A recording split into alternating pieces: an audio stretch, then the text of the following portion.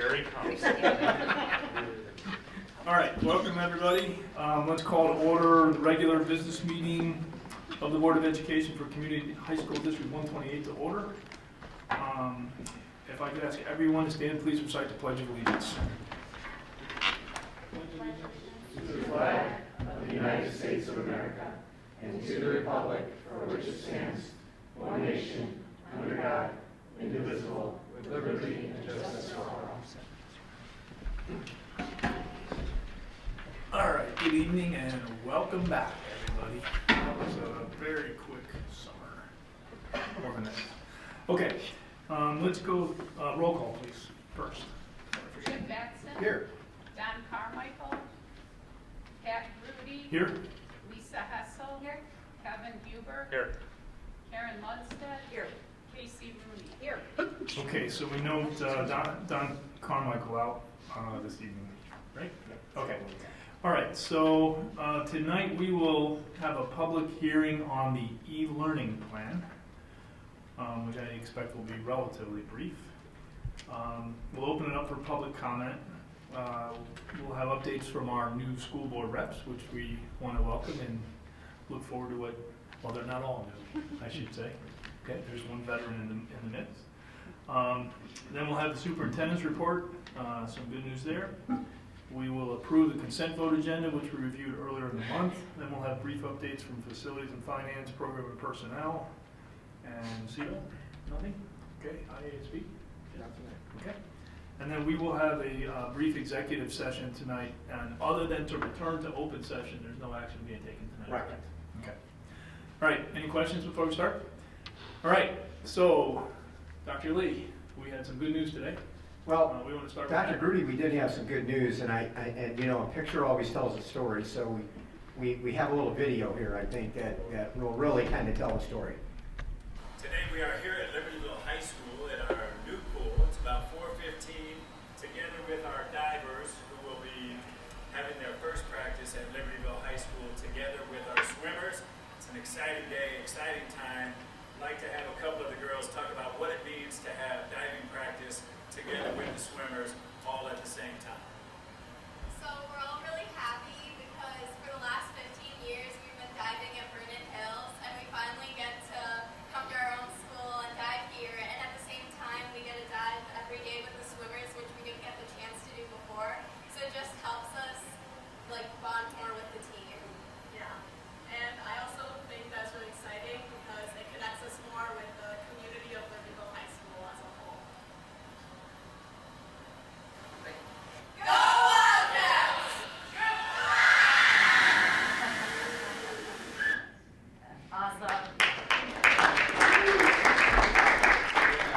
So the dive-in actually occurred at 4:30 this afternoon. The pool is open. Yes. There'll be some punch list stuff that needs to be done for the next, 6 to 8 weeks, just to finish up. But we have all of the approvals from IDPH and our occupancy permit from the Regional Office of Education.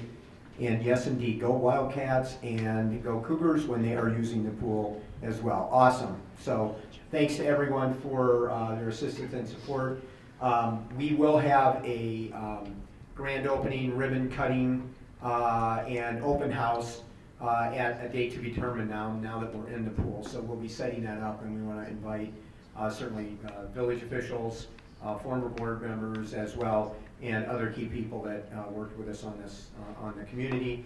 And thanks to the current board as well for your assistance and support. This is the first of 5 total legs in construction, so we have 4 more to go. None of them are as complex as a swimming pool. I can assure you I've learned more about pools from Mark and the team, but I do want us to stop and give Mark a big round of applause tonight because he has done an incredible job.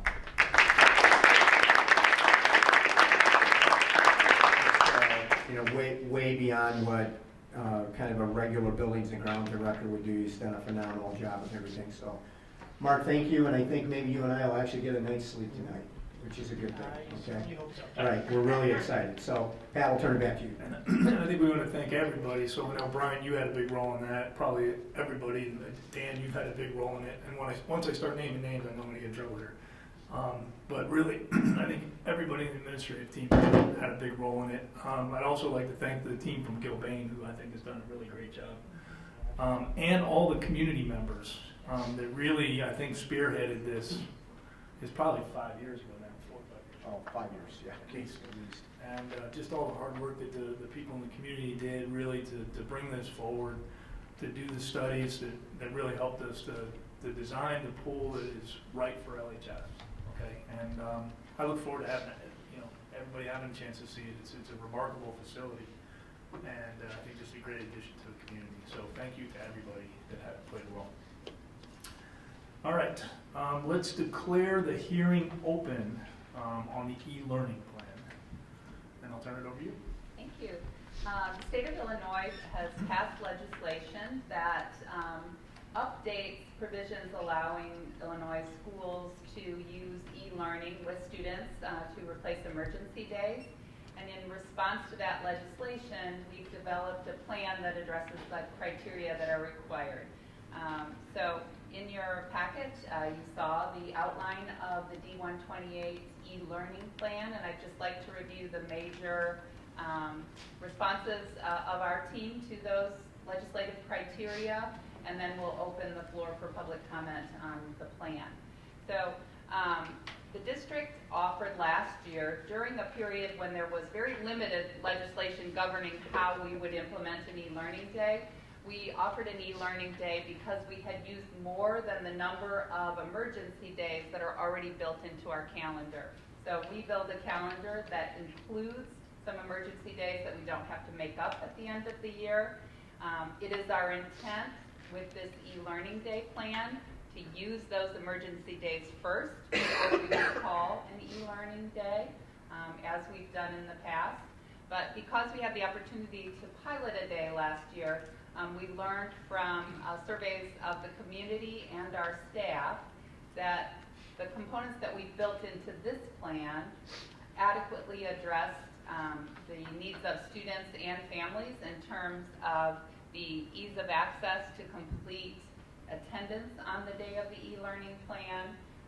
We will send students an email that gives them the opportunity to verify their attendance on the e-learning day through a Google form that will also guarantee a 5-hour replication of learning on this e-learning day that is required by the new legislation.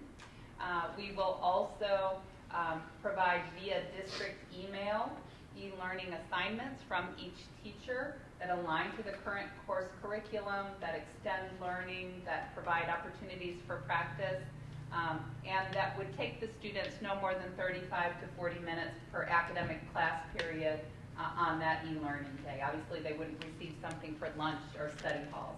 So 5 hours of attendance would be verified in that way, and the process is relatively smooth because it uses existing ways that we communicate with students. Teachers will have the opportunity to communicate through Google Classroom if they're using Google Classroom, or through other methods that they will develop in advance of the e-learning day and communicate to students. On the e-learning day itself, they will email students with the exact assignment that is expected that day. So the criteria also include that students have equal access to the electronic communications and activities.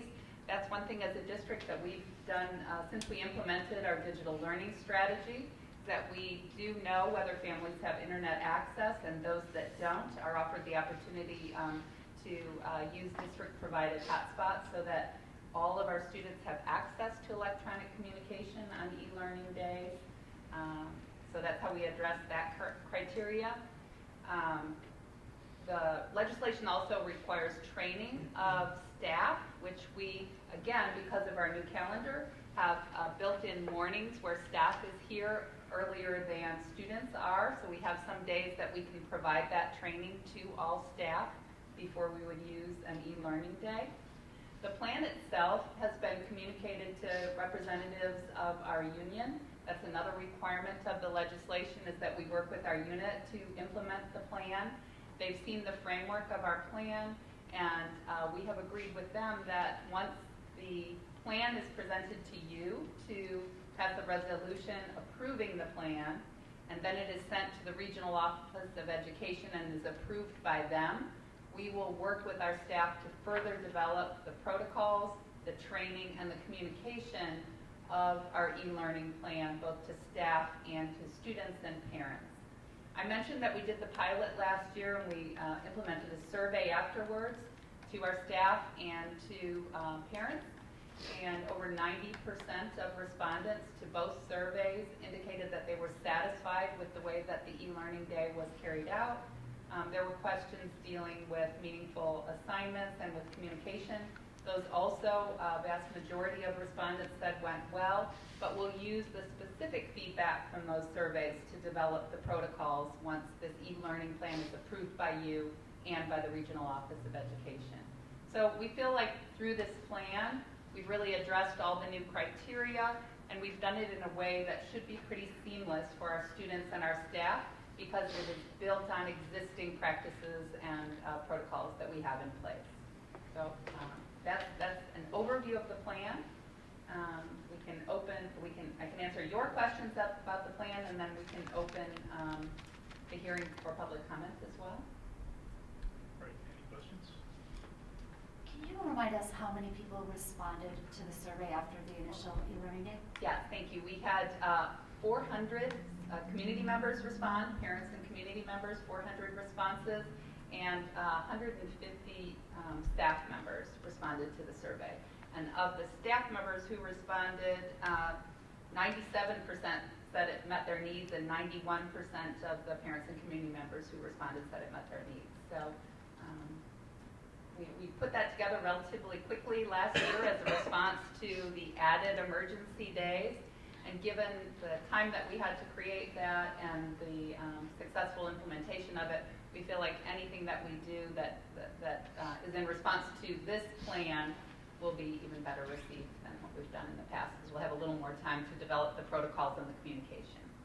I was wondering, do you ever foresee using it on everyone, every emergency day, even if it, even if we haven't run, we kind of thinks, well, why not, but sure. But I don't know. I think we'll. I think the agreement with our team that developed this framework and through our communication with the union too is that while that may be something that we do in the future, for this first year of rollout, we'll develop the protocols and wait to see whether that's needed. We currently have 2 emergency days that are built in, and sometimes we have 3 or more, so the likelihood that we could use up those 2 is probably great given our weather in recent years.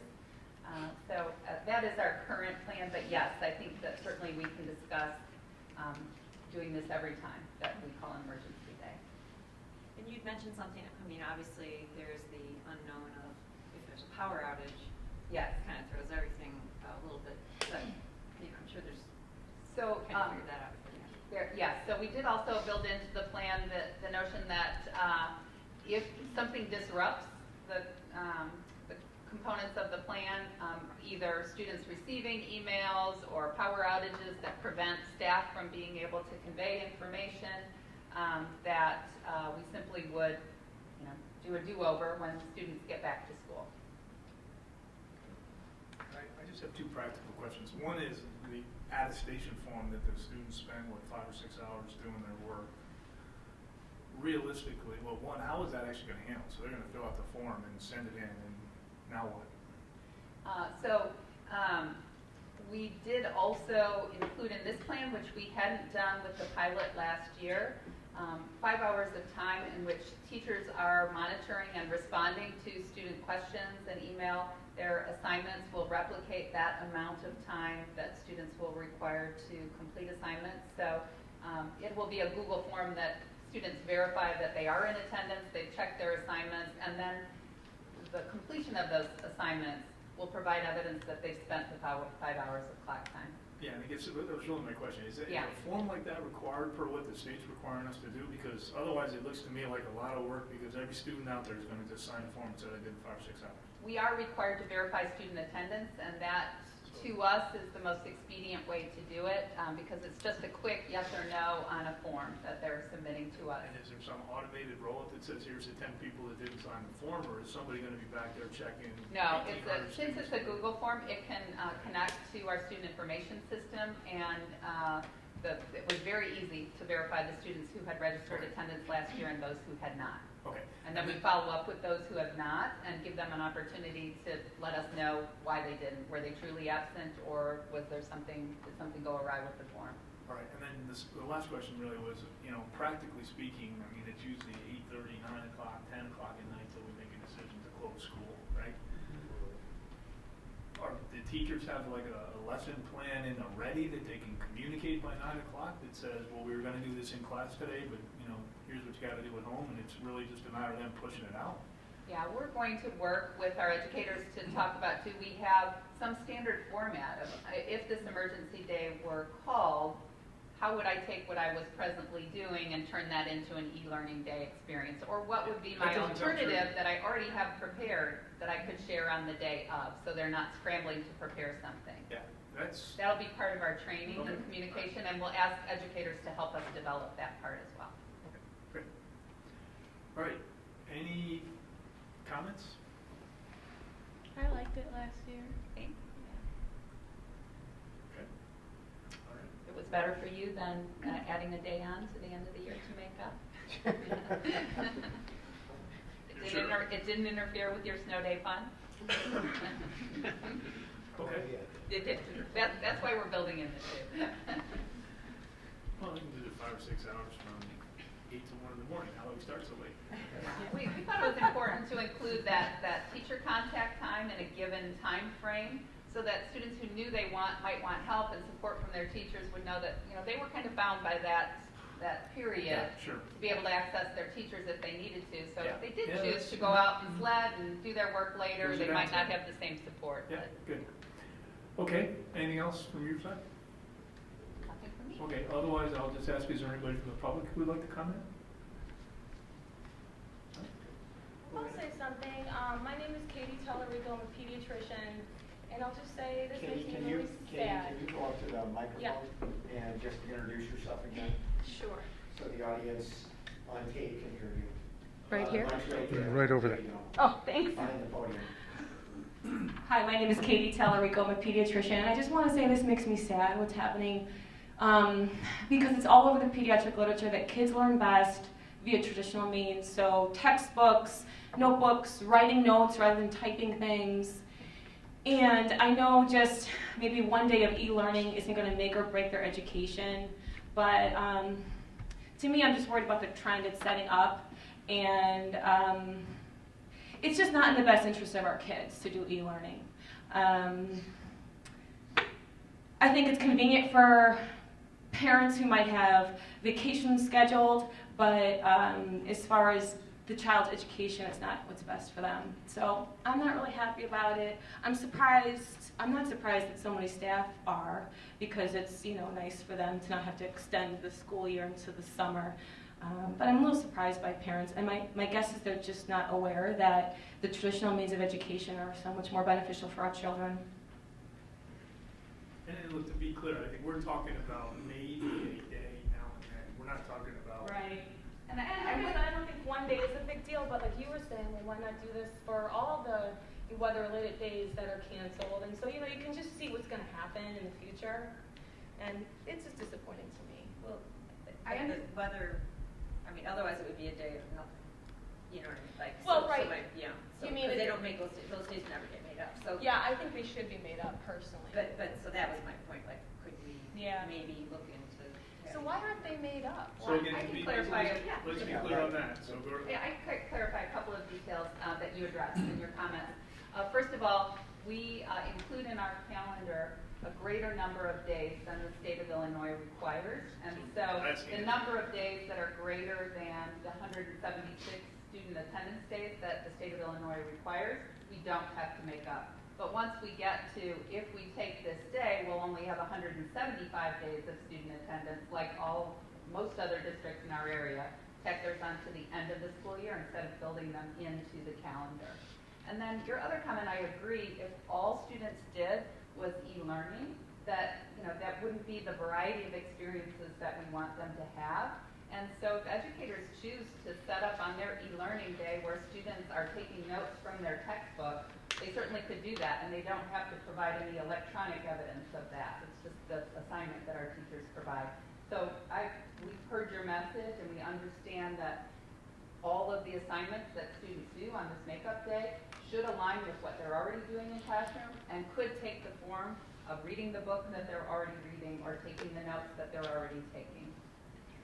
And I would just add, Katie, first of all, thanks for coming. Yeah. Okay, because I think you've emailed me in the past. I think we've gone back and forth a couple of times. But the state didn't arrive here easily. As Rita knows, the debate on this has been substantial in Springfield. And the first year we did this, I think there were only 5 districts in the entire state that were allowed to pilot this. And they had to apply, and then there was feedback to the state. Through lots of conversation, and they allowed this to happen. And it's simply, as Pat pointed out, it's really a trade-off in terms of not having to extend the school year into more family vacations, into more summer things, camps, other things that parents already have planned for or with their kids. So as we always do, we're going to make sure there's a good basis for what we do. We're going to move cautiously as we have. And we're going to plan appropriately to make it meaningful if we do that, as we're discussing this evening. But we all appreciate your feedback and your expertise, of course. And we will ensure, your comments help us to be sure that when we're working with our educators to develop those protocols, that it's clear to them that these assignments that they provide on e-learning days can certainly replicate the kind of traditional learning strategies that you reference. So thank you. And just to clarify, one point of clarification, Rita, there's a maximum of 4 emergency days. Is that, do I recall that? That there's a limit to how many there are? It depends on what we build into the calendar. Right. Yeah. Yeah. So if we already build 2 into the calendar, the most that we would be expected to use if we had, terrific weather in the winter, it would be 2. Yeah. Let's be clear, hold on a second. Well, If there's 2 emergency days in the calendar, that means up to 2 days Right. are still covered right. So Right. 3, relative yeah. to the So state this- minimum. Yeah. Okay, So- it's only after, let's say we close school 3 times, Right. one of those would become a Right. e-learning. Right. Right, and then we also have, I have the option as a superintendent to look at a grading day at the end of the year, which is not a great alternative either, because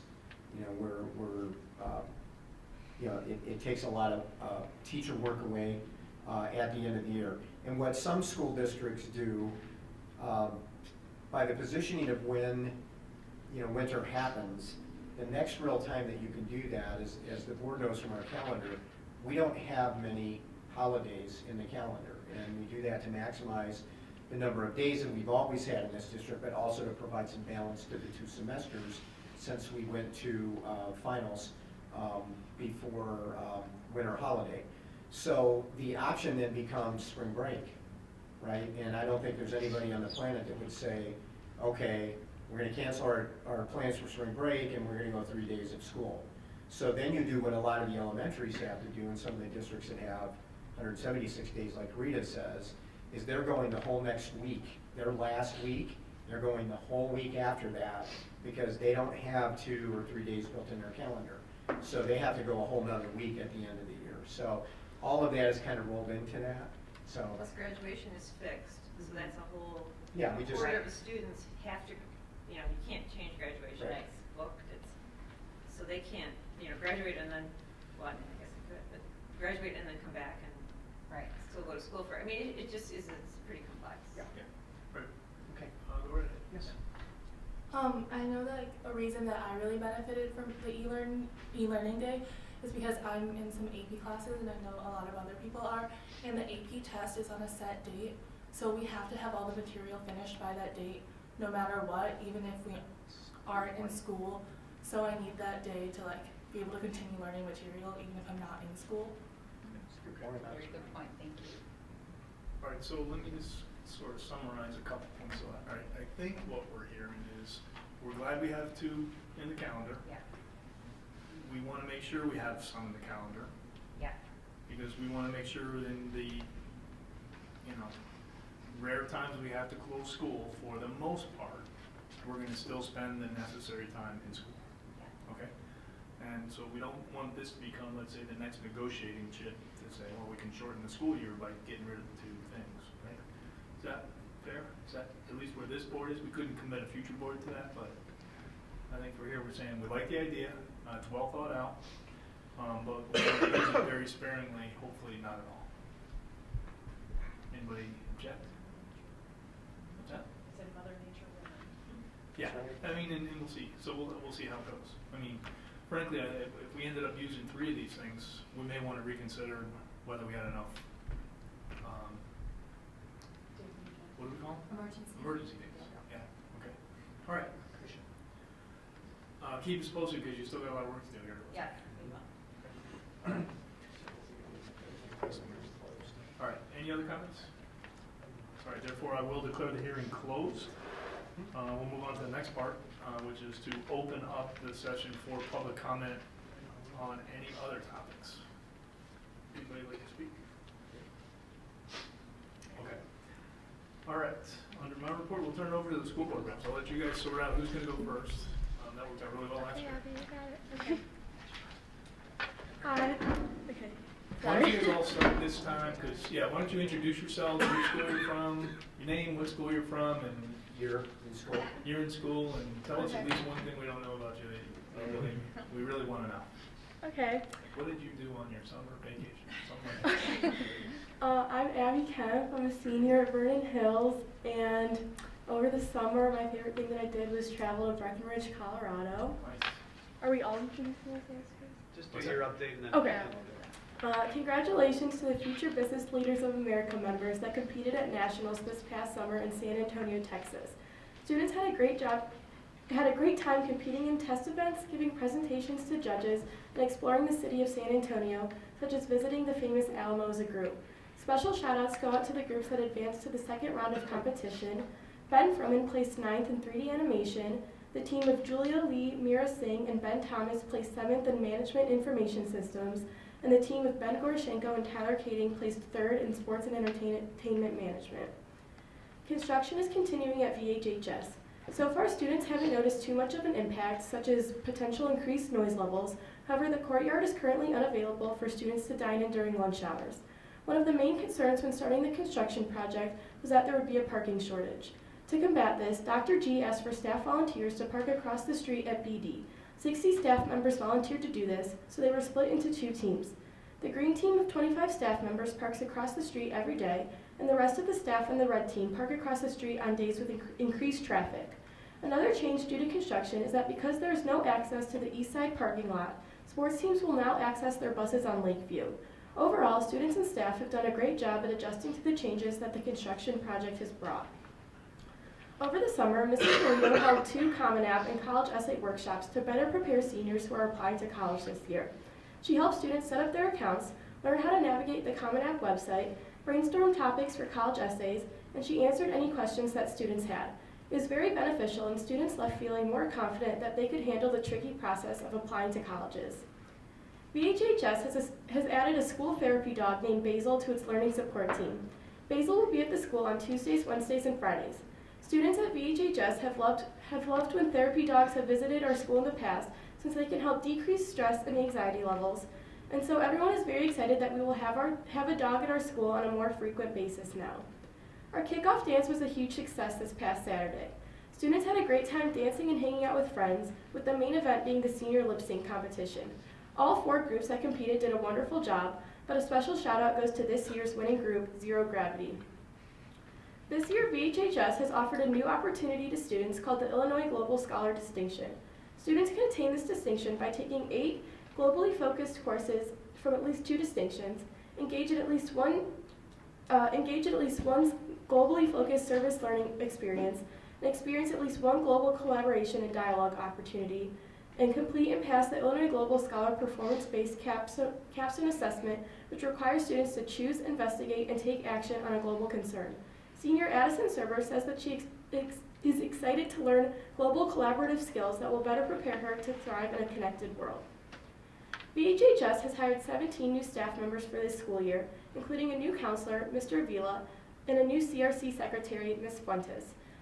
Additionally, 2 of the new hires, Mr. Donato and Mr. Benton, are VHHS graduates, so it is great to have them back at the school now as teachers. Many teachers have chosen to bring back cell phone holders, commonly referred to as cell hotels, to their classrooms. This is done as a way to prevent students from being distracted while learning.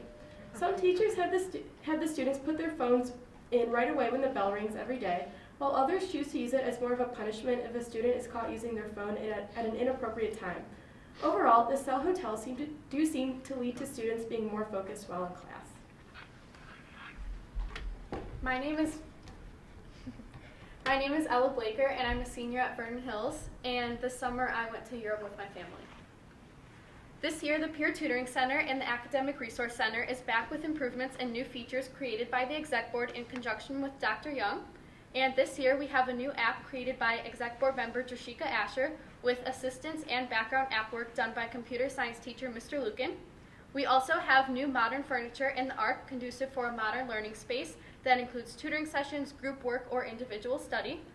There will also be professional development sessions for tutors that include leadership training, content-specific workshops, and sessions for self-reflection to identify strengths and weaknesses when tutoring. During teacher development a few weeks ago, a few members of the Exec Board of Peer Tutoring got the chance to speak and present information about the ARC. This was very well received by the staff, so good job to all the students who presented. We'd also like to thank Ms. Schwartz and Ms. Duros for coordinating tutoring sessions and always being able to answer questions in the ARC. The school play, The Old Man and the Moon, was one of the plays performed at Vernon Hills last year, and the cast recently auditioned for Theater Fest. They will find out if they made it the week before Thanksgiving, so best of luck to the cast. Auditions for the fall musical have concluded, and seniors Mackenzie Ferlett and Sari Gluck have been cast as the leads of the upcoming school musical Mamma Mia on October 25th, 26th, and November 1st and 2nd. There are 35 people in this incredible cast who are excited to perform Mamma Mia for the community, and students can't wait to see their friends in this popular musical. For the first year at Vernon Hills, it is optional to take AP Physics 1 instead of a combination of AP Physics 1 and 2 in one school year. Students are thankful for the opportunity to dive into AP Physics 1 and really understand it without stressing about 2 separate AP exams at the end of the school year. Some students would have opted not to take AP Physics at all this year if AP Physics 1 was not its own class, so this is a very beneficial option for many students who still want AP Science credit. Also, in VHHS Art, the memory project portfolios were delivered to Peruvian children. The portraits that VHHS students painted and drew for Peruvian children living in extreme urban poverty were delivered. And as shown in the personalized video for our school, the children were very excited to receive their portrait artwork, and they were touched by our students' efforts. They fully understand that creating the portraits was a way to show how much others care about their well-being and futures. Hi, my name is Hala Abdurazit, and this summer I went to Egypt to visit my family and friends, so that was fun. Okay, this summer the Vernon Hills Spanish department took a trip to Costa Rica. A requirement to have completed Spanish 2 or above was in place for this trip, since a big component of the trip was to help out in elementary school. The students played with and helped the kids. They had also brought donations such as school supplies from Vernon Hills. Students enjoyed this 10-day trip as they got to experience multiple places with staying at a total of 5 hotels. The group went ziplining, rafting, and on multiple nature walks. Vernon Hills also took 3 other trips this summer, including FBLA going to San Antonio, Texas for nationals, and 2 educational trips, one to Italy and the other to Ireland. Vernon Hills High School has enacted a new policy that allows students to wear hats in school now. Students have always discussed the hat policy and questioned its purpose. Last year, the Scratching Post, our school magazine, even published an article discussing this topic. As the 2019-2020 school year started, a number of students have been seen wearing hats during school. Although the school policy now allows hats, it does state that teachers have the right to set guidelines regarding their own classrooms. Some teachers have requested that students do not wear hats during class as a way to avoid distractions, while other teachers seem to be fine with the new policy. This year, Vernon Hills High School is offering a new course under the name LIFE. Lifelong Integration of Food and Exercise is a class that combines consumer and gym. One class of LIFE is offered each semester since the class can hold a larger group of students. On Mondays, students meet out as a large group to go over the week's lesson and goals. Then, in 2 small groups, they alternate between 2 days of gym and 2 days of foods. The gym portion of this class is led by Mr. Pagani, while the foods is shared between Ms. Nardini and Ms. Weiskalver. Goals of this class include learning and developing a healthy lifestyle. This is achieved by learning to cook healthy foods and experiencing different workouts each week. We would like to congratulate the Vernon Hills High School Symphony Orchestra on being selected to represent the state at the Illinois Music Education Conference. The conference is January 29th through 31st at the Civic Center. The IMEC is sponsored by the Illinois Music Educators Association and exists to advocate for universal access to comprehensive music education, deliver exemplary professional development for educators, and provide outstanding musical experiences for all Illinois learners facilitated by licensed music educators. Thank you.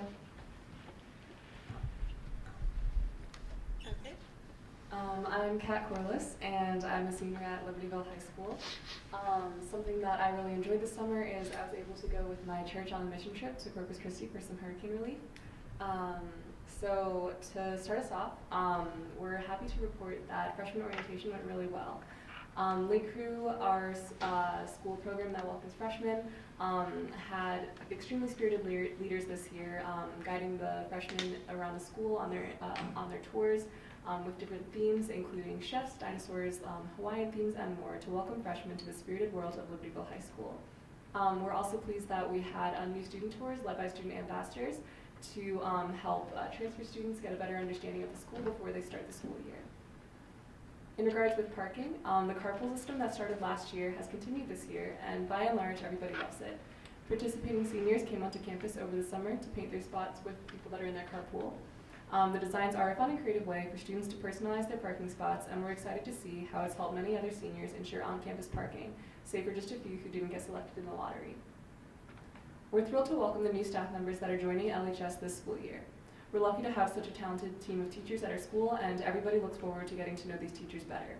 We're seeing some of them already getting involved more deeply in the school. For example, Mr. Bush is going to be a debate coach this year, and the team is really happy to have him. This coming Tuesday, we have open house, and NHS and Lake Crew will be sponsoring this event and helping to guide parents around the school if they get lost, walking through their students' schedules. So parents will be able to go through a typical day at LHS, just very consolidated, and they'll be able to walk their children's schedules and meet their teachers and get a better understanding of what their students' day looks like. Hi, I'm Jessica Lee. I'm also a senior at Libertyville High School, and this summer I went hiking with my family in Vermont. So in regards to yearbook quotes, there's a lot of turmoil surrounding the elimination of senior yearbook quotes, and this is due to an incident involving a hateful yearbook quote in a nearby school. So the LHS yearbook staff has worked in conjunction with Dr. K to decide not to include senior yearbook quotes this year. And while many people had a negative immediate reaction to this news, most people recognize that this step was taken as a precaution to make sure that people don't feel hurt, disrespected, or unsafe in any way at our school. So the school had a green out on August 16th to call attention to Green Dot.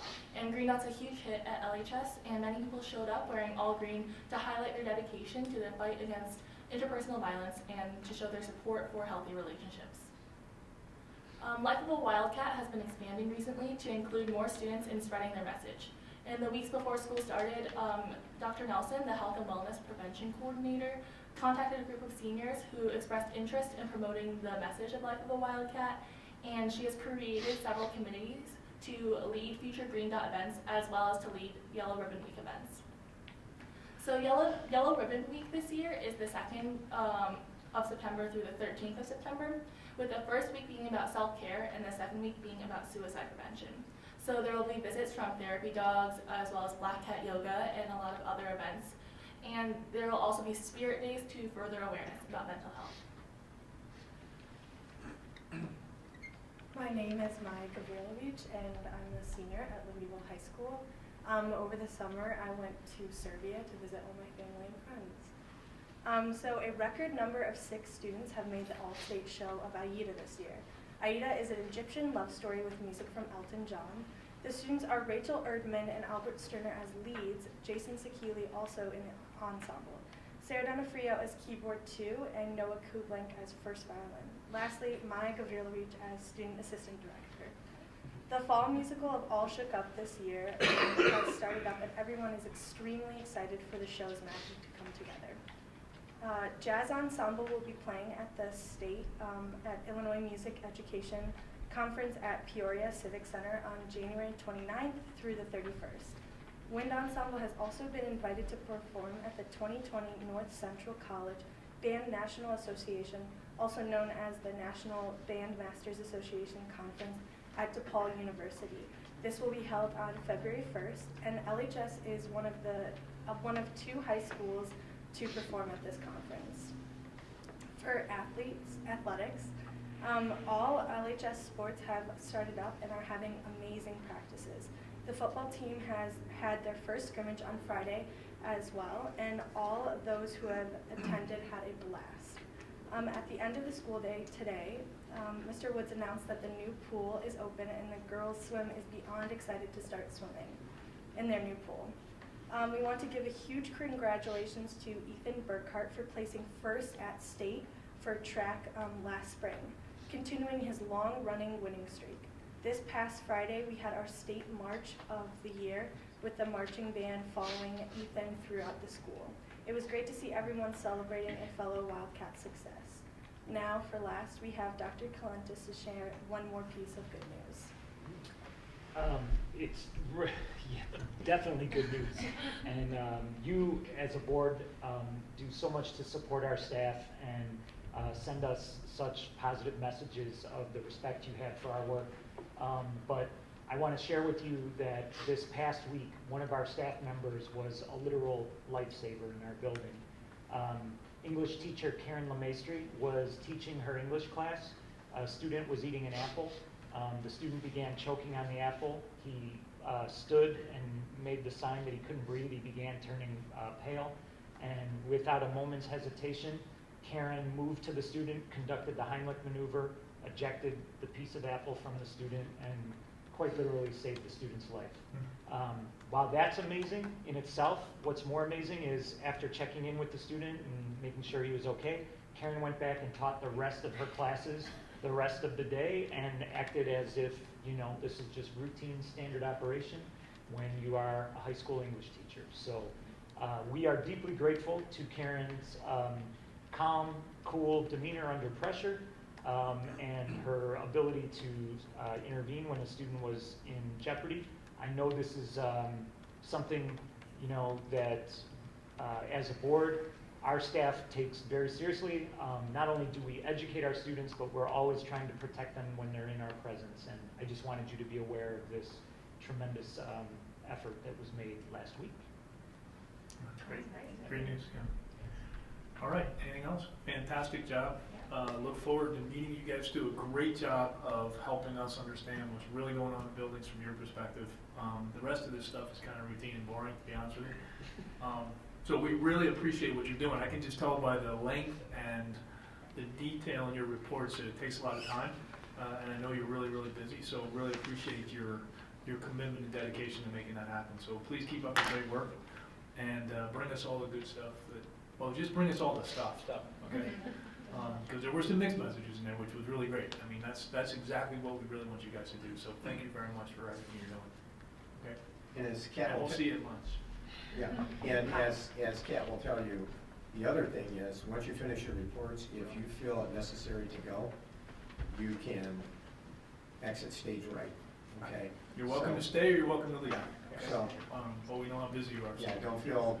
We would always like you to stay, just to see what's going on. All right, and you know, you're welcome to. And by the way, if one leaves, some can stay. So it's up to you. So they all just right. put on the line.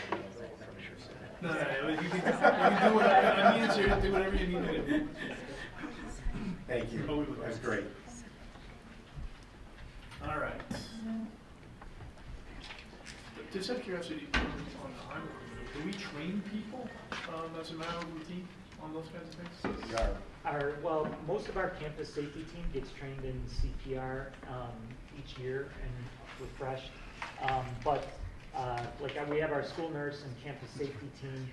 And then one of the things that we're doing this year as a result with our late starts is our school nurse is doing some basic trainings for things like if a student has a seizure. We've obviously added the Heimlich to the docket for this year. So it is not a standard part of the training, but a lot of our staff get that in different capacities. Okay, great. All right, let's see. I don't have any other. Yep, superintendent's report. Okay, just a few other good pieces of news. First of all, again, we want to make sure that we thank Bryant and Dan and Mark and staff at LHS, Steve Mitchell, a couple of other people in the public who worked with us on the pool. So just, it's an amazing thing, and once people see it for the first time, they're going to be wowed. Tom has, as the students reported, LHS has their open house tomorrow night. So they're 7, Tom, or 6 tomorrow night? 7. 7. Well, let me double check 7. Okay. I want to say 7 to 8:30. 6:45 is early bird. Okay. I'm going to give you the official number. We don't want to give You'll that need to in. be there a lot earlier if you're Yeah, going it to get a parking space someplace else. But Tom and his team are going to open the upstairs part of the pool where the seats are. So any of the parents who want to come in to see it tomorrow night will be able to see it. But no parent so. ends up in the pool. Yeah, no parents in the pool tomorrow. No So- open swim for the Or parents. on the deck. Good. On the deck. Hopefully. So anyway, thanks again to everyone for their work on that. District 128 is pleased to share recent recognition received from niche.com and U.S. News and World Report. In the 2020 rankings of U.S. and Illinois high schools, niche.com rankings for D128 and its 2 high schools, Vernon Hills and Libertyville High Schools. District 128 received an A+ rating and was ranked the number 2 district in the United States and in the state of Illinois, the number 1 safest school district in the United States and in Illinois, and the number 3 best places to teach in the United States, and number 4 best teachers in the United States. LHS received an A+ rating, was ranked number 12 in Illinois and number 65 in the United States, and Vernon Hills High School received an A+, ranked number 11 in Illinois and number 60 in America. In recently announced U.S. News and World Report 2019 Best High Schools Report, schools received the following rankings. LHS was 10th in Illinois, 267th in the nation, and was ranked 168th in the nation in STEM. Vernon Hills was ranked 23rd in Illinois, 443 in the nation, and 119th in the nation in STEM. So congratulations to everyone. Again, we always stop and celebrate these, but these are all predicated on student growth and achievement, and that's what makes them special, and we never lose sight of that. So congratulations to everyone, John and Tom, both of your teams, all the team at the district office as well, and the board. LHS senior Maria Cavathas earned recognition from the WE organization for her fundraising efforts. Last spring at LHS, Maria helped to raise over $340 for WE Villages. WE Villages is an adaptive international development model based on 5 pillars: education, water, health, food, and opportunity. We partner staff with communities and regional governments to support, teach, and empower people to lift themselves out of poverty through these pillars.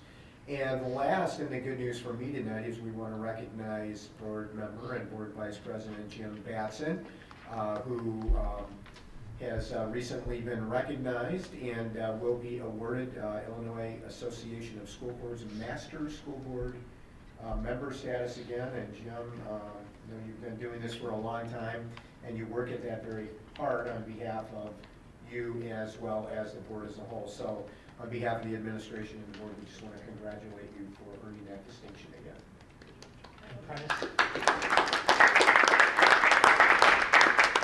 Okay, next on the... excuse me, Prentice, just Go ahead, to Tom. clarify, 0 hour tomorrow starts at 6:45, and first period open house 7 p.m., and then you don't want to miss the principal's video at 7:28 p.m. The principal's welcome video. So, but open house officially would start at 7 p.m. So there's nothing I need to know about the video before you do it, right? No, just kidding, Tom. No. Just kidding. Okay. It says the pool is open. We've updated Is it it. going to be live and have Jim the pool?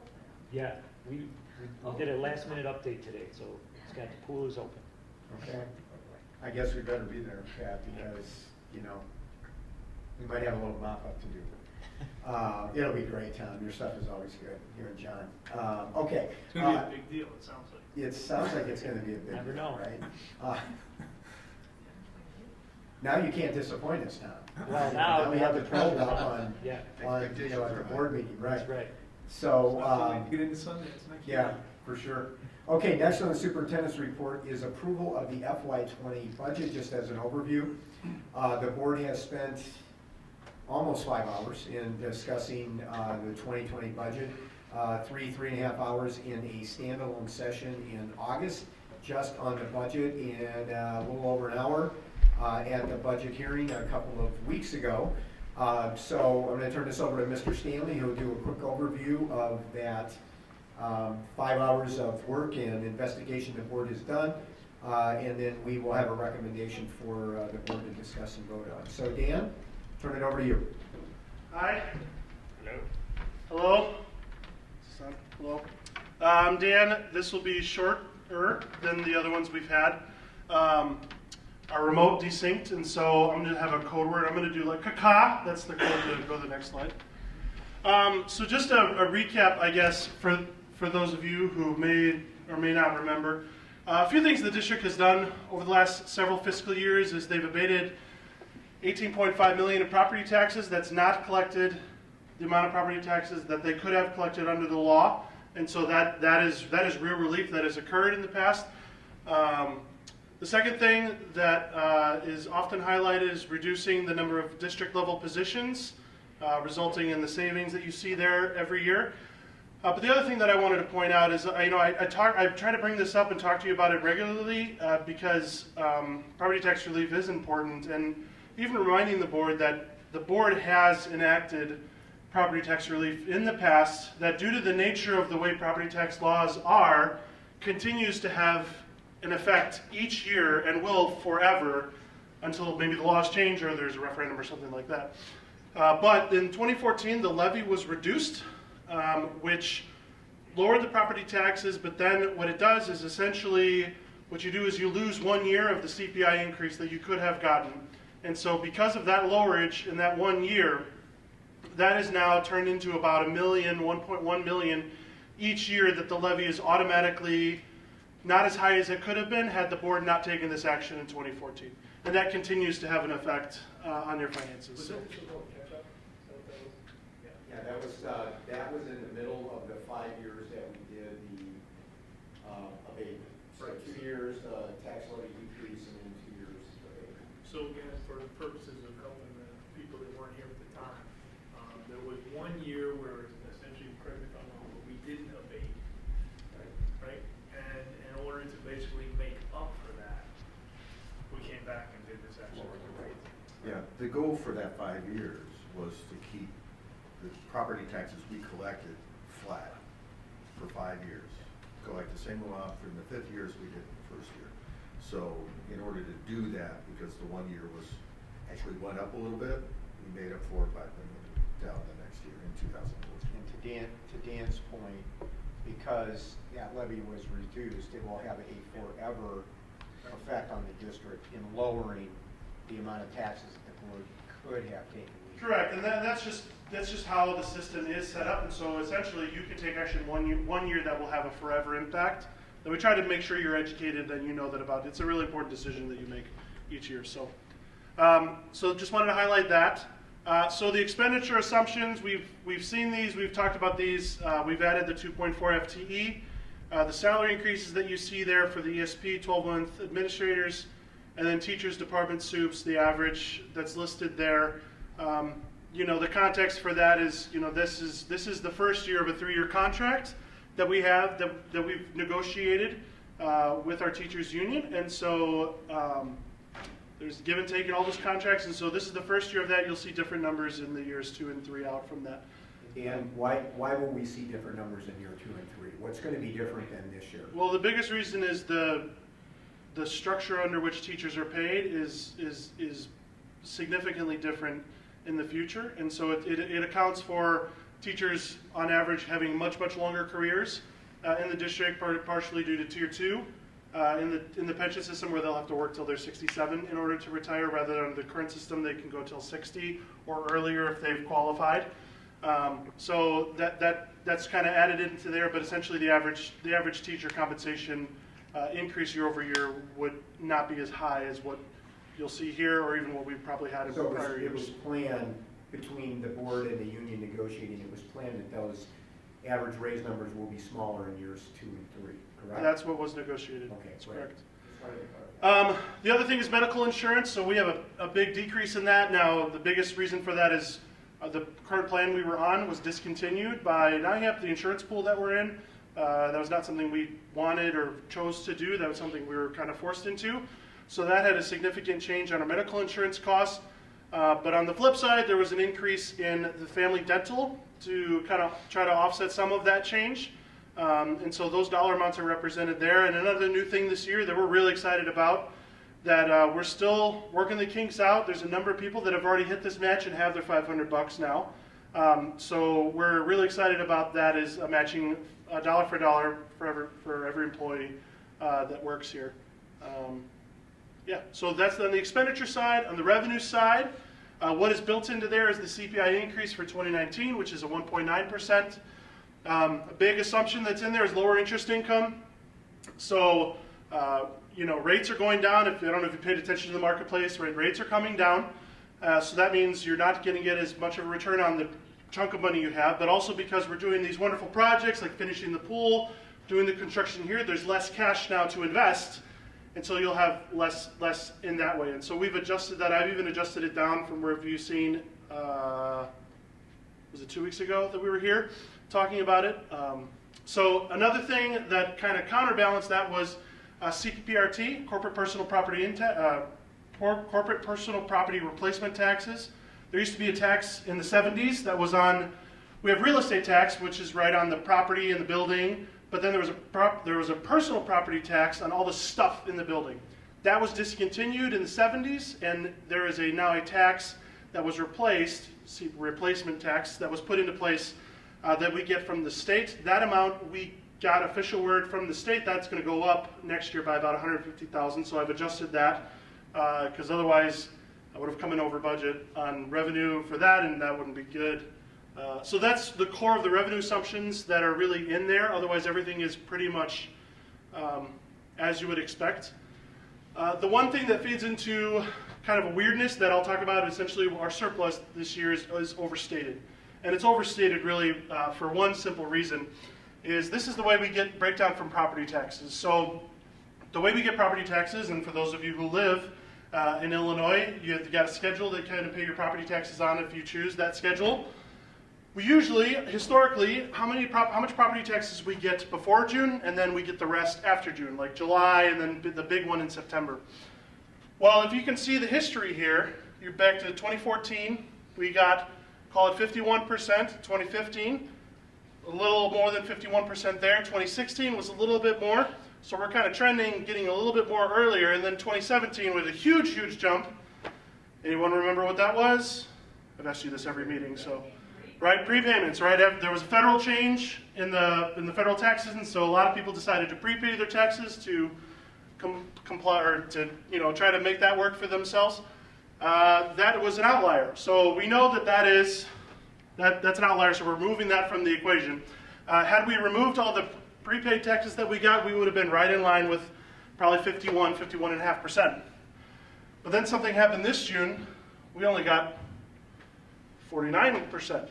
Right, and I know we're only talking about 1 to 2 percentage points, but that results in like $1.3 million that we didn't get in June that I thought we were going to get, that we've historically shown we're going to get, and we didn't get it. And no one really knew that we weren't going to get this until you get to the end of June and count all the money that you got for that month, and oh, we're down some.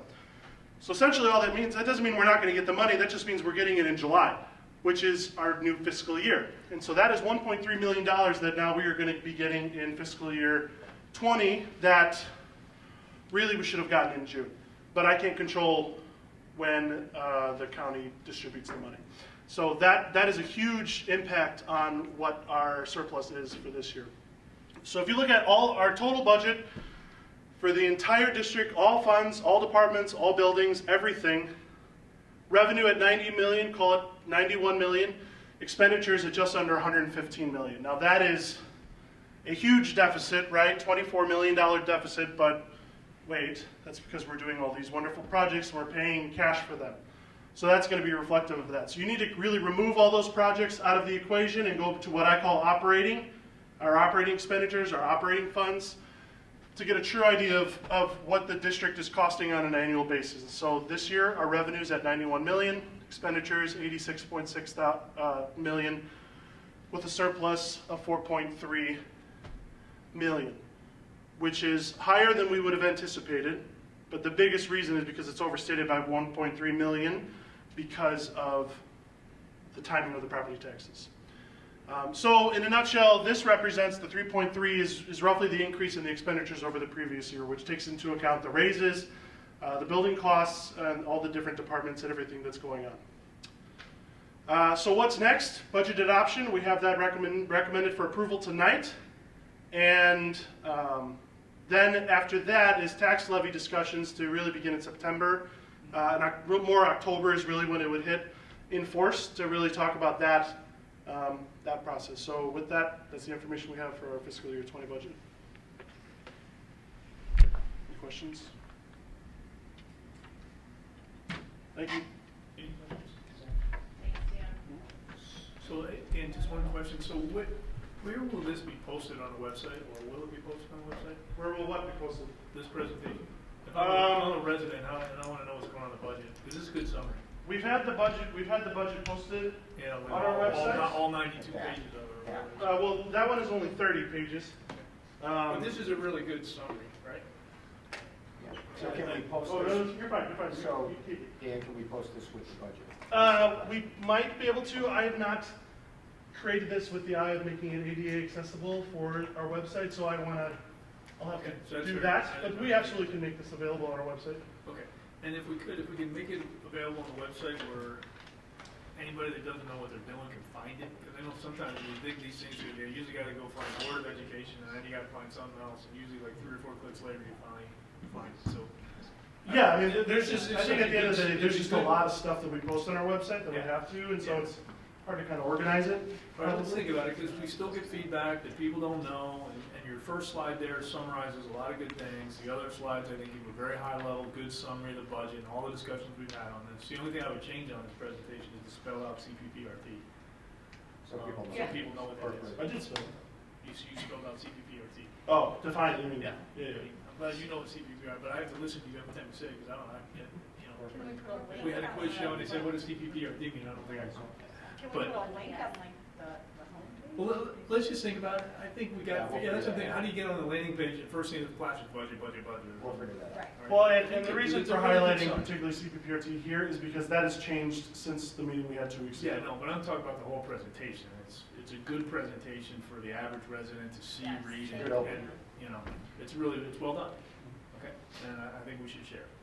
Okay, we'll figure it out. Share it in a way that anybody that doesn't usually go to the website can figure it out, because it can be true.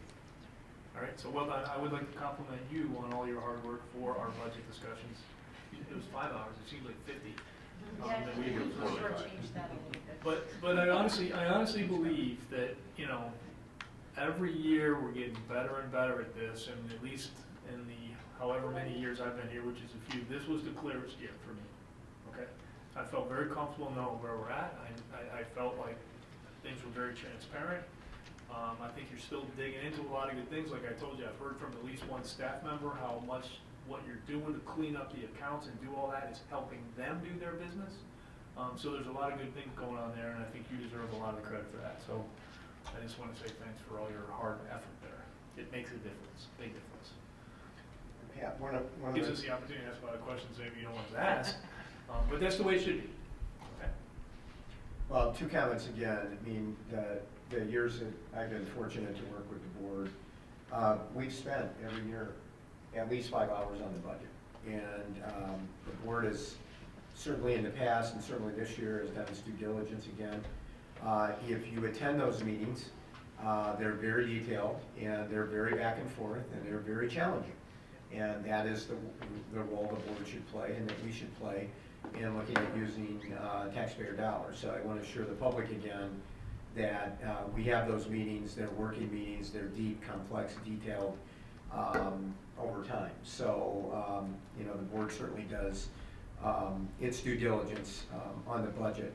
A couple of other things that we talked about coming out of the last meeting is the board asked us, based on our recommendation, to take a look at reconfiguring learning spaces at our two buildings. So discussions and initial conversations about what that might look like are ongoing and brought back, and we've talked about making sure that we continue to do what we have done pretty religiously over the last probably 15 years, Pat, in terms of normal capital, routine things like, you know, a 20-year cycle on a roof and making sure we're on top of that. And then the other thing we mentioned as a larger capital project is to do some investigation of the existing field house at Libertyville, which is old and has had some spotty repair done to it over the years.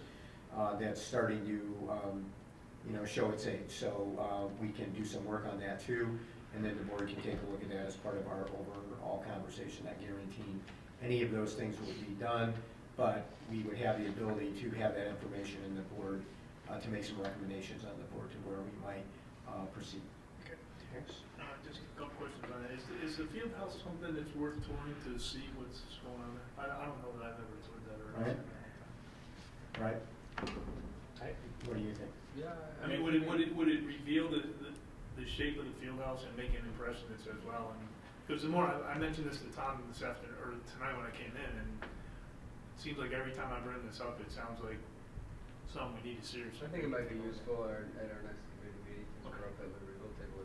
But if it would highlight really some of the deficiencies, I think it's worth doing. One part that will be a little bit difficult is one of the big issues is the roof that's there. That'll be hard to do from the inside. And then also what you would notice is the lack of the HVAC really in the space. That is something. And the roof is structural issues, right? It's not just a membrane. Yes, it's an original Butler building, an original, they call it a Butler building, it's a brand, which had a metal roof. As you see, for example, like a barn, you know, farmers' buildings. And a roof was put on top of that, you know, to extend the life because that was leaking. So now we have to look at a rebuilding cycle to remove all of it and start over. Okay. And then, I mean, I know when we've talked about this before, from a timing perspective, it's not something where we're going to start ripping that roof off and doing all that kind of stuff during the school year. All right. I guess what I would challenge us to do though is there's a lot of, you know, design work and all that kind of good stuff that I guess that's what I would actually challenge us to figure out. If this is something we need to do, is there anything we can do to accelerate that? Well, and we don't have to answer it. I'm not looking for an answer today, but I'm. No. I mean, we're aware. We're certainly aware of that. And I mean, we've been kind of intentional on trying to time out some of these things. Yeah, there's so much going on. We're finishing up the pool, getting these other projects going, and really our timeline has been once the school year starts to really sit down and start looking at that, particularly at LHS. We have a meeting this week. Thursday. With the design team. I mean, that's I would ask that we do as much as we can on both of those projects, right? We may be in a position where we can consider doing some of that. And we know from history that the longer we wait, they only get more expensive. So if you convince us that this field house thing is inevitable, well, we start getting into there's no time better than the present, right? Because we're not making any money on the reserves these days, right? And that's not looking any better. You still already just not as much as you probably did last year. Yeah, but it's a pretty small number in terms of percentage return on those things. Yeah, 2%. Okay.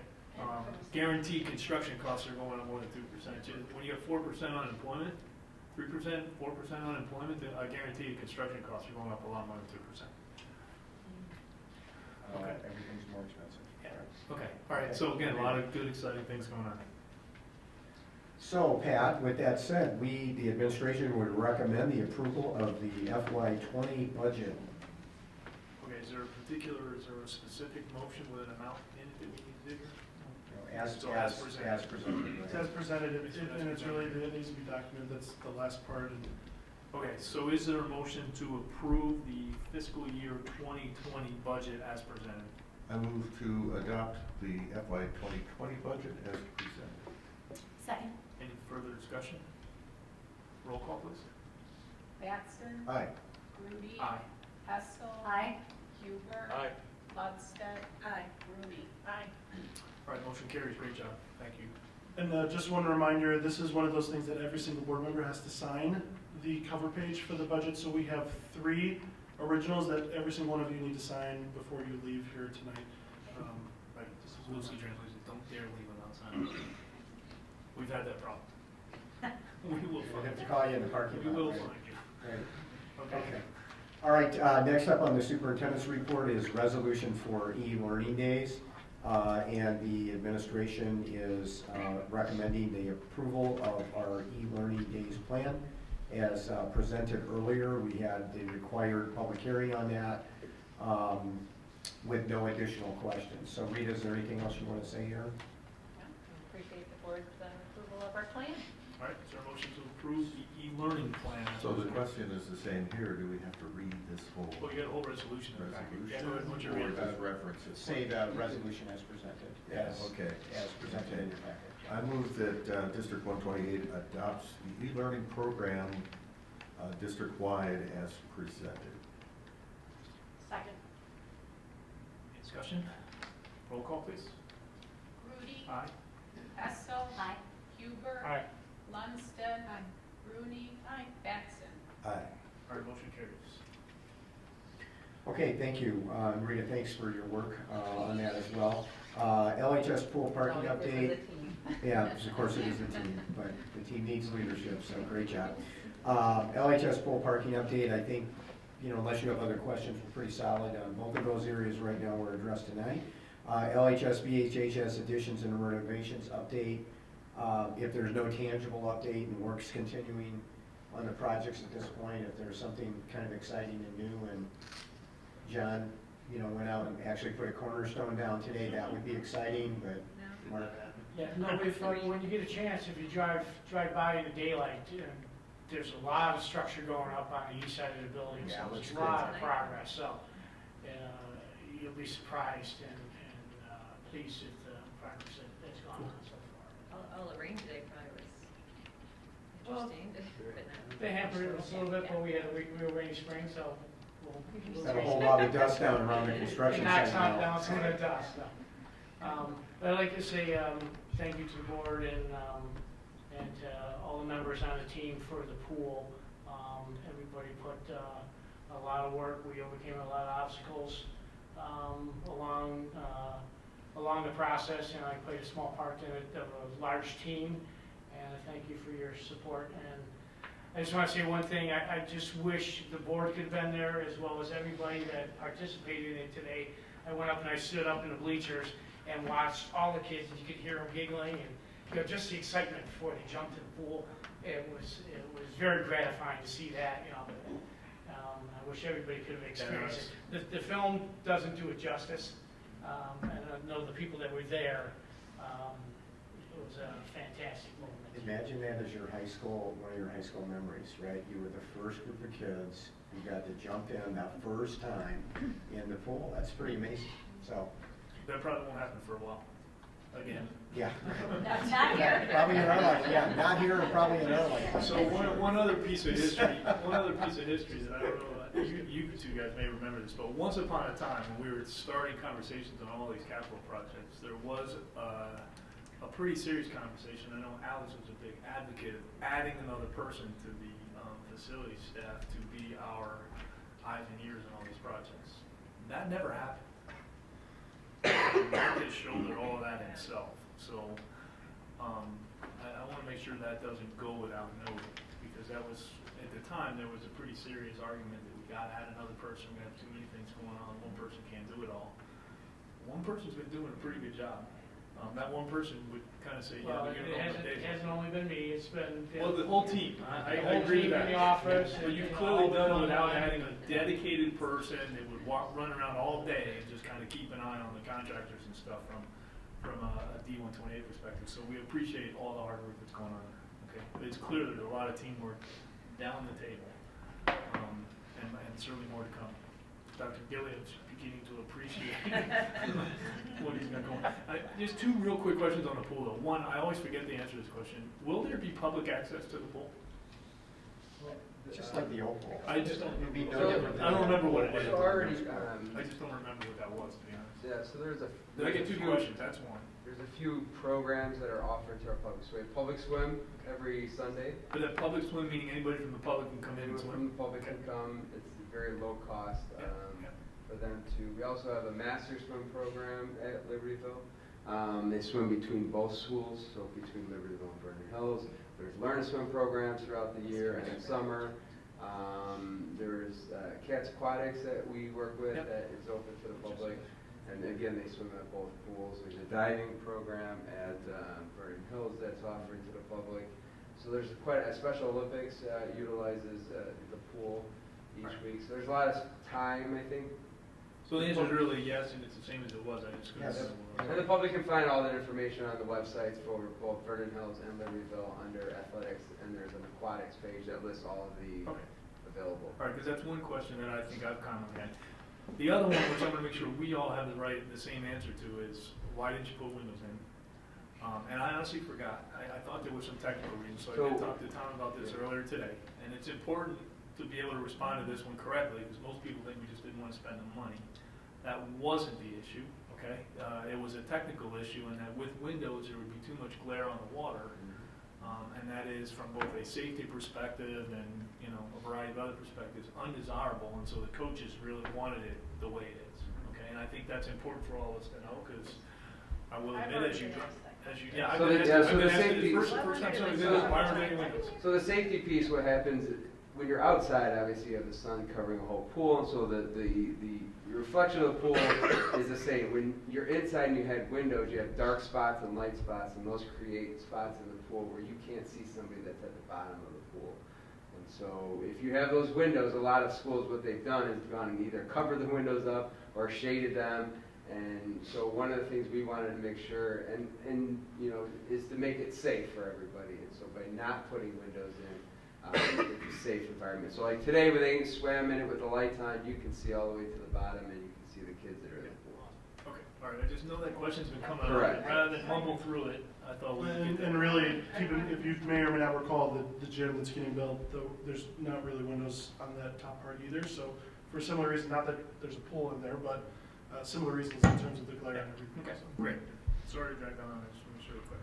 All right. That was a good point, Pat. Okay, we have FOIA requests. We had 6 FOIA requests since we met last time. So we had a FOIA request received on 7/17/2019. The response deadline was 7/24/2019. The requester was James St. Paul, business representative and organizer for Chicago Regional Council of Carpenters, local 1185 floor covering in Lyle, and requested a list of all contractors awarded bids for construction being done at Libertyville and Vernon Hills High Schools under the construction management of Gilbane. This project is commonly known as a capital work plan. Follow-up was done by Dan, responded on 7/22/2019. Dan spent approximately 10 minutes on that. FOIA request was received on 7/25/2019. Response deadline was 8/1/2019. The requester was Vince Espinoza, manager for local labs, publishers of Prairie State Wire. Requested copies of any current collective bargaining agreements between your organization and any organized labor collective bargaining unit. And if there is no collective bargaining agreement in place, a copy of the last expired agreement.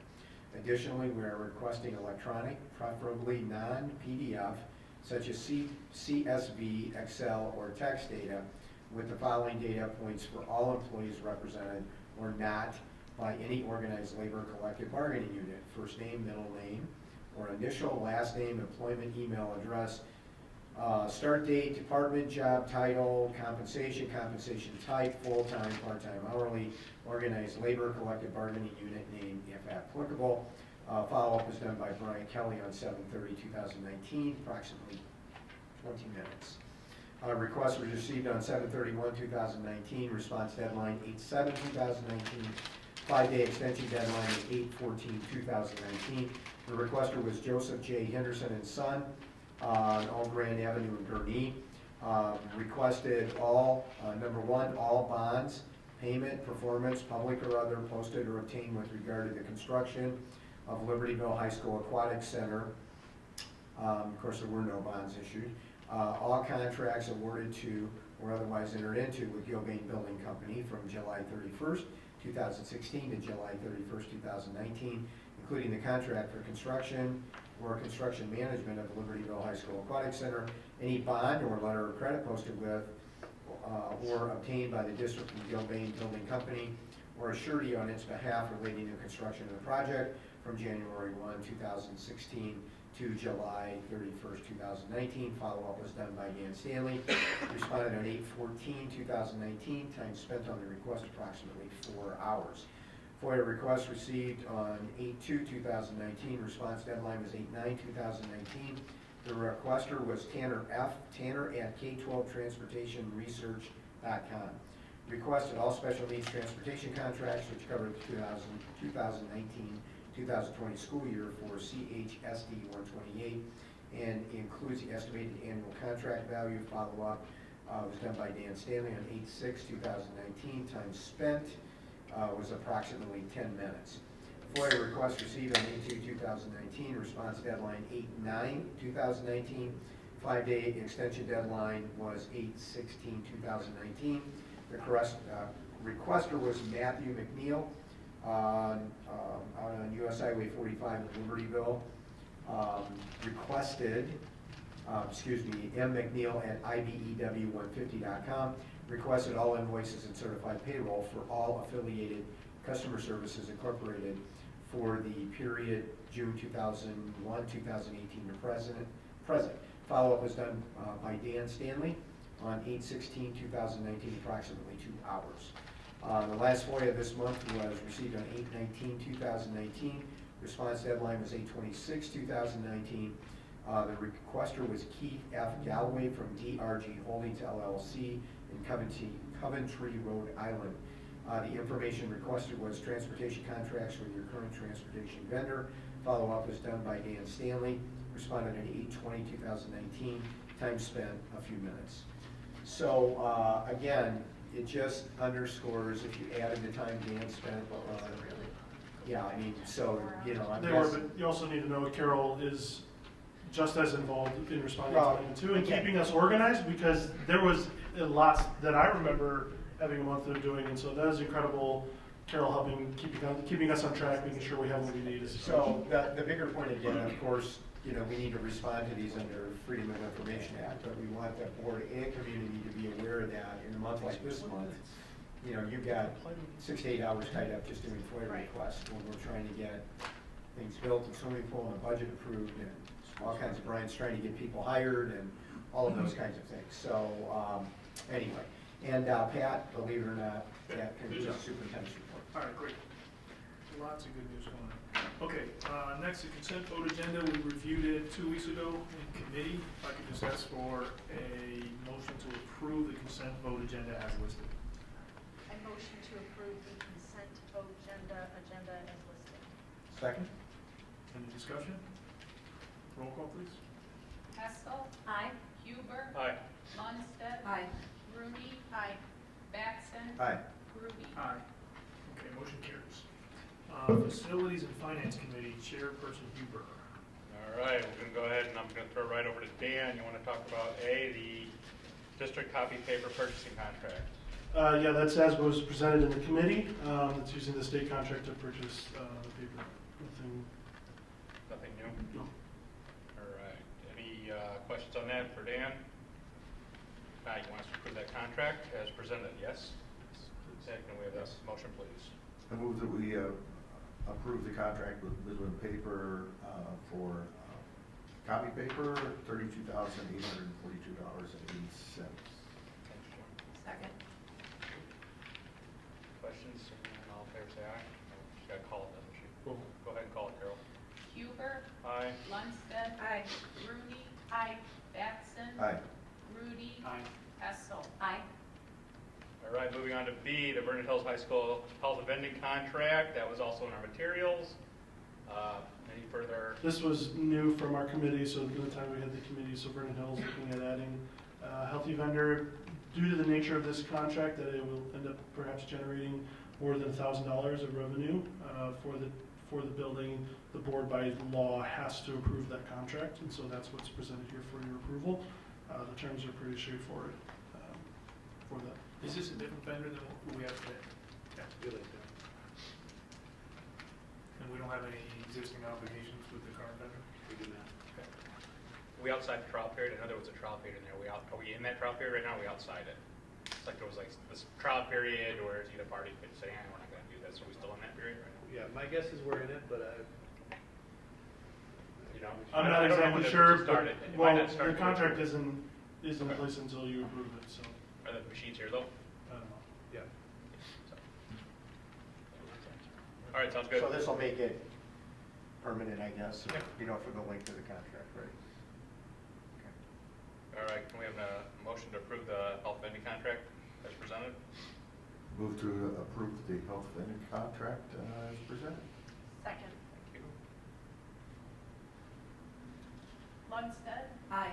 Rudy. Aye. Batson. Aye. Grudy. Aye. Hessel. Aye. Huber. Aye. All right, item C, disposal request for athletic department chairs. Dan, we getting rid of those? Yeah, those were the ones that, this came in again after our FNF committee. I believe these are the chairs that were replaced, that were with The Condell. Condell, yeah. The Condell ones here? Oh, yeah, they're here and, yeah. Best chairs ever. So, We're gonna sit in them at the committee. what do we do with the chairs? Disposal request, what? Those ones disposing, so they'll either try to donate, they'll probably just throw them away depending on the condition. Okay. All right, so what do we have to, I mean, that seems like a management action. It normally, if it has a diminutive value, then the board doesn't need to have approval, we can just throw it away. But our general practice is if there's even probably more than a diminutive value that we bring this forward. Usually it's on consent, like if we have it in FNF, it's a consent.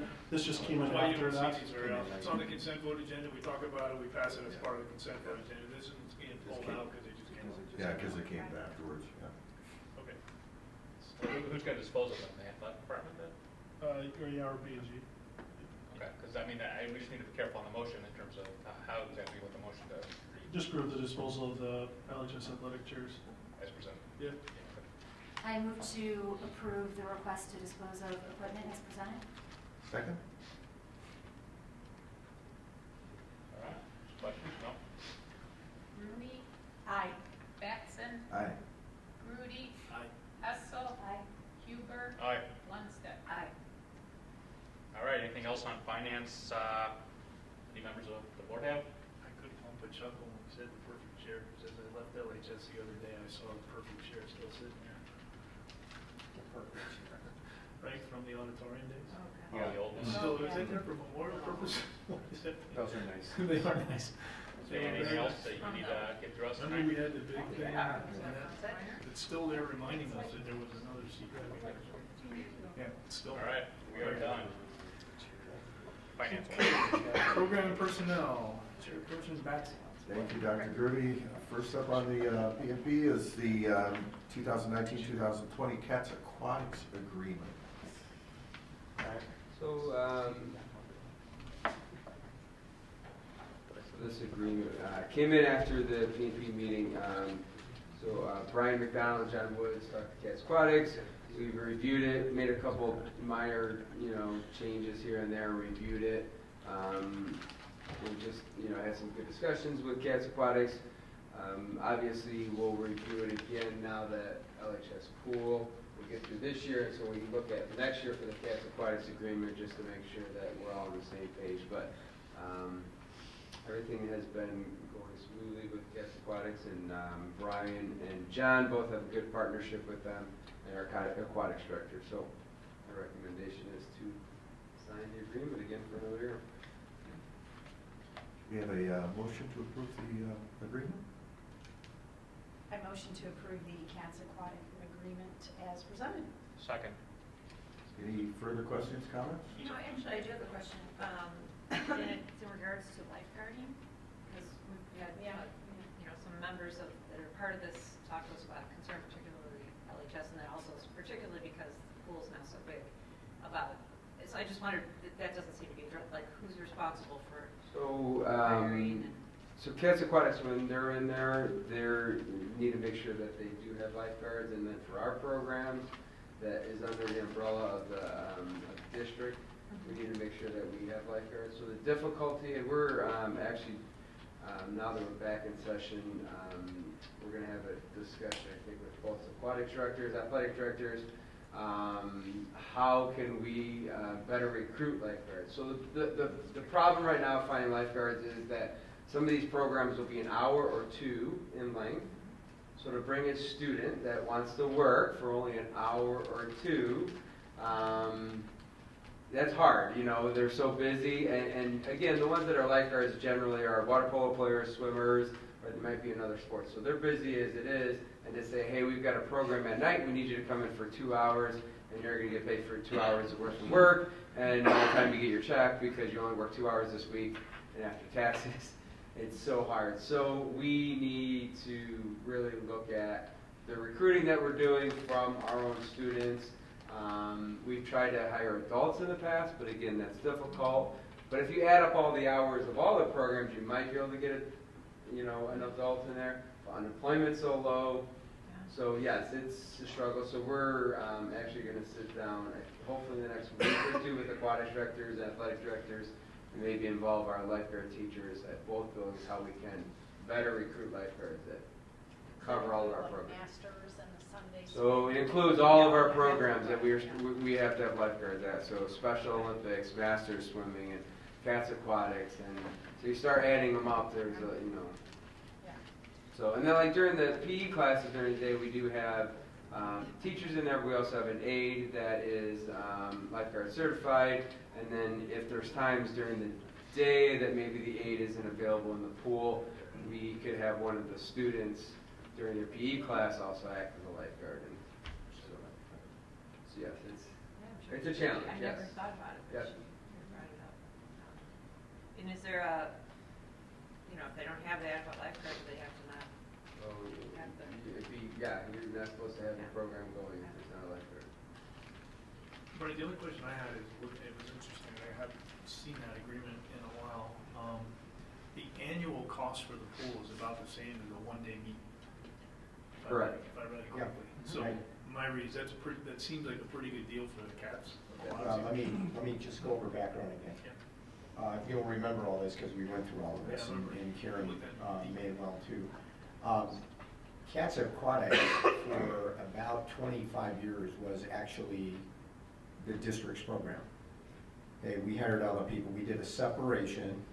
We had a rough patch with an executive head swim coach in that program that we were not happy with, and we ended up letting that person go.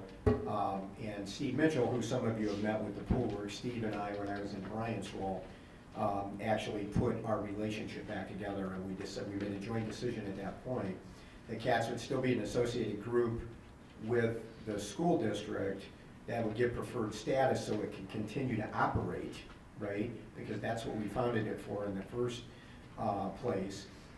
But they would have they would have their own board, they would hire their coach, et cetera. And if that coach was great, that was good. If the coach wasn't great, that was an issue they had to deal with moving forward. So the terms that we have are essentially mirror what we put together 15 years ago.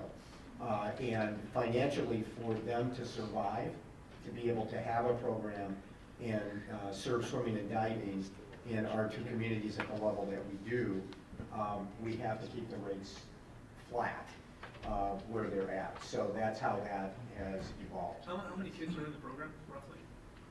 Just round numbers? I just got the roster a little bit ago. It's a couple hundred though, total. So it's not really a big money thing for them? No. So what I'm saying, you take $2,000 and you divide by 200 kids, it's $10 a kid to have a pool for the whole season. So I'm not suggesting we change it. I would just say it should be on the radar screen. It's something we want to understand, because at some point we might be in a position where we're looking to save money somewhere, and maybe this is one where we're subsidizing something that maybe we either shouldn't or don't have to. Yeah, let me just kind of, I think, because I can talk not specifically about this one, but really about the district, because I'm part of the JCATS basketball program. So what they do for the basketball is it's very similar. They charge it $500, very small, because so we can operate and not charge the kids. You know, they were paying, I don't know how much aquatics pay, but our kids pay $560.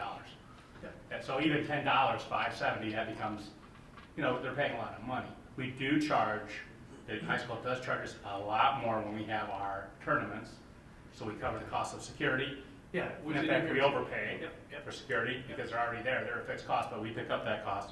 So I think at the end of the day, if you look at all the programs, if we started treating aquatics harder, again, I don't know, but I can speak from experience. I think that the high school is so generous with the community the programs. I think that it's just really. And again, to be clear on the fund fact. Oh, yeah. My head keeps going about 3 or 4 years down the road on money, and where would we be able to either find money or cut money? It'd be these kinds of things I'd be looking at. Well, I think, Pat, to your point, if they're charging $500 a kid, and $20 of that's covering the pool for the year, there's $480 going to someplace other than the district. And that's all. Coaches, liability. I get it. Yeah. No, I get it. Oh, yeah. Well, what's one of the most important parts of having such a program? The pool. Well, here's the thing. I think with Cats Aquatics, we would still have the program. The program would be ours. We would be paying for all of this. We would be getting nothing, all right, except for a very small fee from people. And that we've kept that relationship. So it is still like our program. We have an associated relationship. So we can have a very strong swimming program. And honestly, And it's a great program. well, and honestly, and this is an important point, our most used facilities in the district, you could argue, are our 2 swimming pools. Because we have those facilities open from 5:30 in the morning until 9 or 9:30 at night, as you guys see when we leave meetings often, and they're used on Saturdays and a half a day on Sunday. So the value add of having those 2 swimming pools in the district and having everything from little kids learn to swim to senior citizens in senior swim, being able to come in those swimming pools is valuable. And I understand completely what you're saying, Pat. I just think that when we went through, even in our rentals program, to Kevin's point, you know, who we have relationships with, like kind of governmental or associated groups, we ensure that we do treat them differently than outside groups. If they have swim meets, they have to pay more. If they host a meet, they do security, all of that. I think we would want to be very careful because those are some of the most passionate supporters of the district. And they're also big users of the district that are also paying us big taxes too. So I get your point. Get your whole point though. Okay. Okay. It was interesting. At the end of the day, it's a wonderful relationship. It's a great program, and it's also a really good deal for Cats Aquatics. So that's kind of where I'll leave it. Any other questions, comments? Okay, we've had a motion and a second. Can we have a roll call, please? Jackson. Aye. Rudy. Aye. Hessel. Aye. Huber. Aye. Lundstedt. Aye. Rooney. Aye. Okay, motion passes. Our second item on the PNP is employment of employees. So there's a list, it's that time of year, we're starting the school year, and there's a list of additions that we weren't able to discuss earlier in the month, so we have them separated here. Any questions or comments on the, we need a motion in a second. I move the employment of employees as presented. Second. Okay, any questions from the board? Okay, roll call please. Rudy. Aye. Hessel. Aye. Huber. Aye. Lundstedt. Aye. Rooney. Aye. Batson. Aye. And lastly, on the Program Personnel Committee report here is the board policies. There's a group of 7 policies here. This is for the second reading and adoption. These have been thoroughly reviewed both in committee and also reviewed last month at the board meeting. Brian, no changes since they were presented before, so no adjustments to that. So they're basically just final review of the policies we've reviewed in the past. So can we have a motion and second? Move to approve the board policies, their adoption, that are listed in our packet that we've reviewed in committee and another occasion at the first reading. Now this is the second. Second. Okay, thank you. Any questions or comments on any of these? I think we've all been through these, so can we have a roll call, please? Hessel. Aye. Hubert. Aye. Lundstedt. Aye. Aye. Batson. Aye. Rudy. Aye. Okay, anything under other that anyone has? Okay, that concludes the program of personnel. Okay, no CETO, no ISB, so we're going to move into executive session. The topic this evening, employment of an employee, 5 ILCS 120/2C1. Can I have a motion to move to executive session? So moved. Second? Hubert. Aye. Lundstedt. Aye. Rudy. Aye. Batson. Aye. Rudy. Aye. Hessel. Aye. All right, motion carries. And again, other than to take action to return to open session, there will be no further action following the executive session. Okay.